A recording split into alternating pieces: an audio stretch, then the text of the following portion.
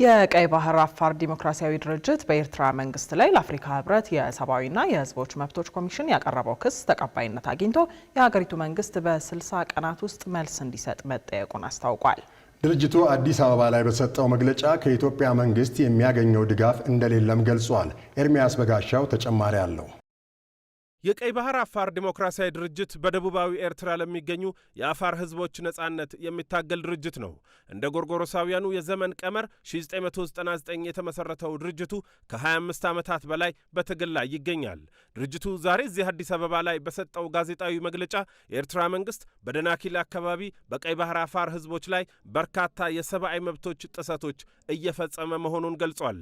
ከነዚህ ጥሰቶች መካከል ከህግና ፍርድ ውጪ ግድያዎች፣ ያለ ፍርድ ማሰር እንዲሁም የግዳጅ ወታደራዊ ምልመላ ይገኙበታልም ብሏል።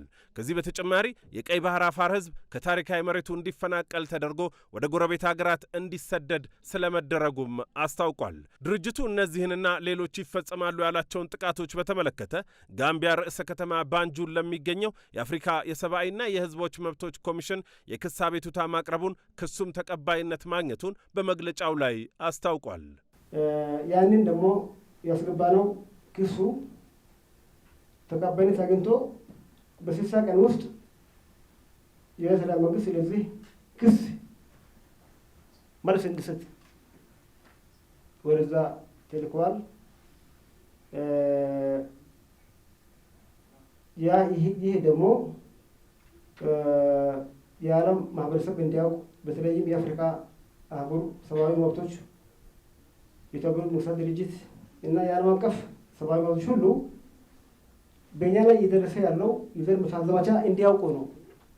በአፍሪካ ህብረት የሰብአዊ መብቶችና ህዝቦች ኮሚሽን የኤርትራ መንግስት በ60 ቀናት ውስጥ መልስ እንዲሰጥ በተላከለት ደብዳቤ መሰረት ምላሽ ካልሰጠ ድርጅቱ ሌላ አማራጭ የሚመለከት መሆኑንም አስታውቋል።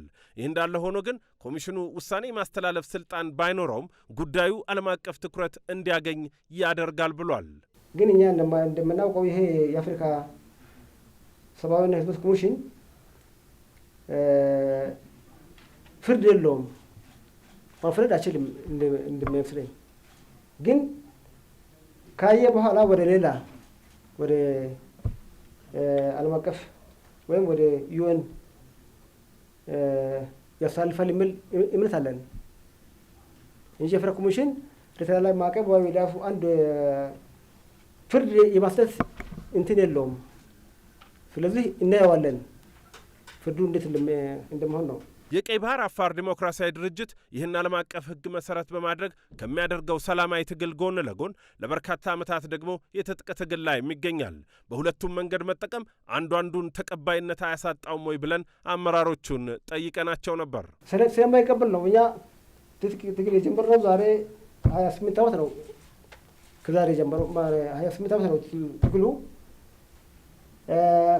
ቢቀበል ጥሩ ነበር። ቢቀበል እንጃ ሰው መገደል ወይ እንደገደል አንፈልግም።